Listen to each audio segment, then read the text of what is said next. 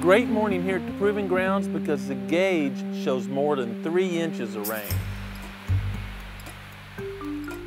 GrowingDeer.tv is brought to you by Bass Pro Shops. Also by Reconics, Trophy Rock, Non-Typical Wildlife Solutions, Muddy Outdoors, Eagle Seed, Nikon, Winchester, Redneck Hunting Blinds, Dead Downwind, Antler Dirt. I'm going to empty the rain gauge because the prediction is for a 70% chance of more moisture today. Now yesterday was real spotty. A lot of guys live within an hour here of the Proving Grounds and they got a ½ inch or no rain, but we happen to be right where the thunderstorms busted. Maybe we'll get blessed again today. One of the most pressing problems it should solve is the source of freestanding water for the animals to drink. I had already been calling around and trying to find tanks to haul water because almost all our ponds in the creek were bone dry.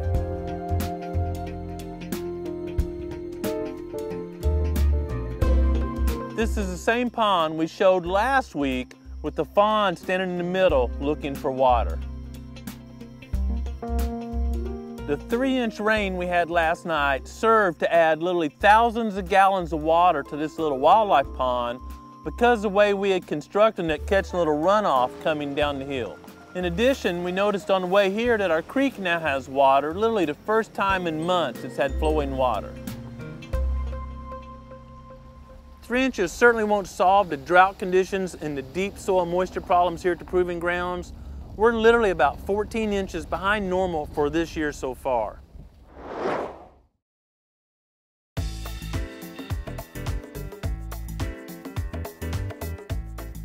In this particular food plot, we've got several Reconics images of groundhogs near the trophy rock. So this morning, we've got our 204 with our Nikon scope and our Winchester ammo. I'm just waiting for a groundhog.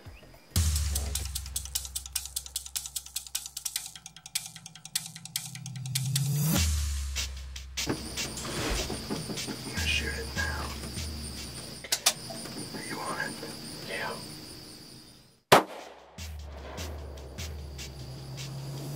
Did I get it?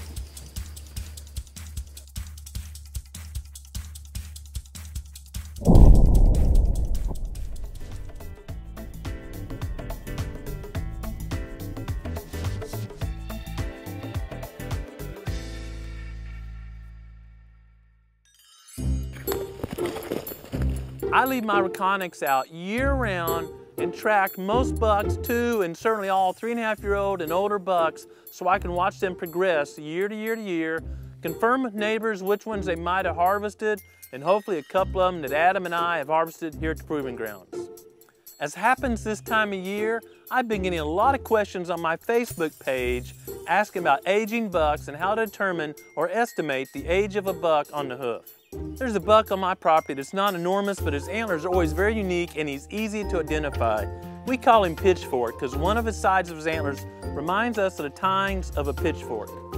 I've saved images of Pitchfork all the way from 2008 when he was a 2-year-old because of his unique antler shape.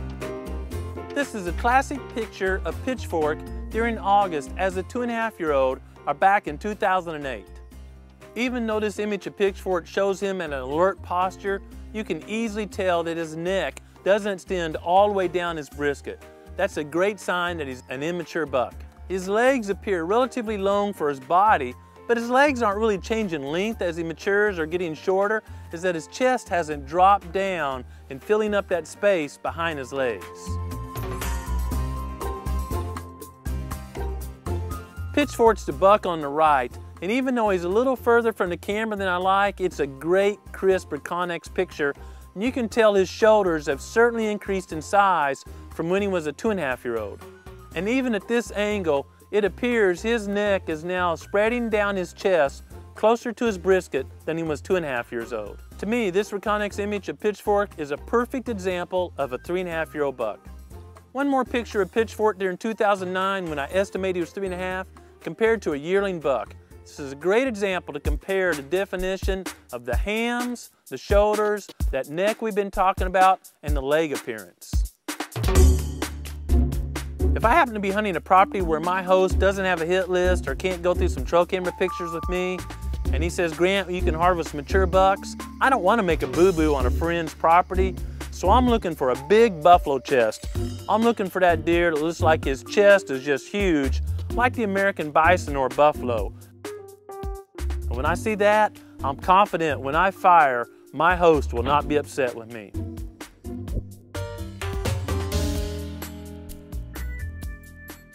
And he lives right there where we were. That's really bad when you know where they live, you know my name, and I've never seen this deer in person. Not one time I've ever seen this deer in person.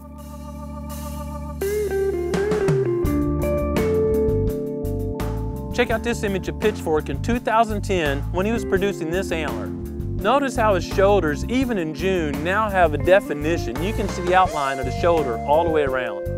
And even though his posture changed when he put his head down, you're starting to see a hump in his back right above his shoulders. A defined hump in the shoulder is almost as much key for me to shoot as that buffalo chest. Even though his neck is stuck way out, the break between his neck and his brisket is not as well defined as it was as a 2-year-old or even a 3-year-old. Even better than perpendicular is perpendicular with another buck in the picture. This is obviously a yearling buck that gives us great confidence Pitchfork's much more mature than this yearling based on the comparison of chest size, neck size, antler basal circumference, and other factors.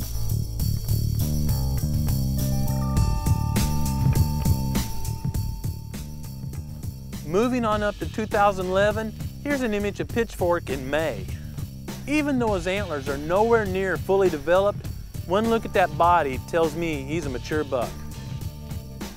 Pitchfork apparently moved from May to about September onto a neighbor's property because we didn't receive any images of him during that time. But when he came back and posed for the Reconnex, there was no doubt he was a mature buck.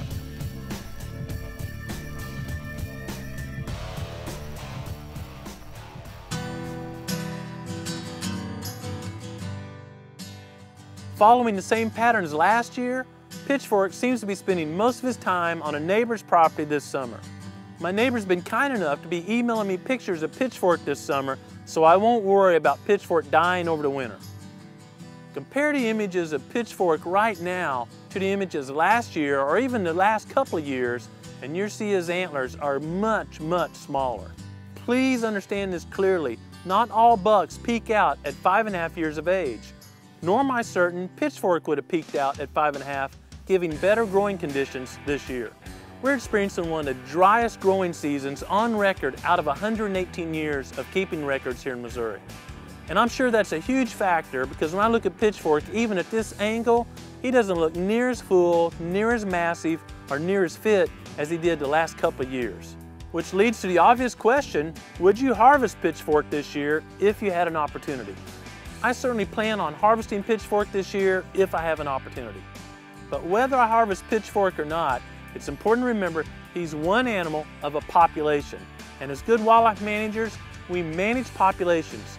I like to hunt individuals, but I manage populations. And it's important for me as a manager to allow deer to express most of their potential for the given factors in my area. You might be hunting an area that's 50, 60 acres and your neighbors are shooting about anything that moves. And if you can get a deer to 2.5 years of age, that's a huge accomplishment. I've got a buddy just like that and I enjoy hunting with him. It's important to set realistic harvest criteria for the factors where you hunt. Whatever harvest criteria you have for where you hunt, I hope your most important criteria is enjoying creation. Thanks for watching GrowingDeer.tv.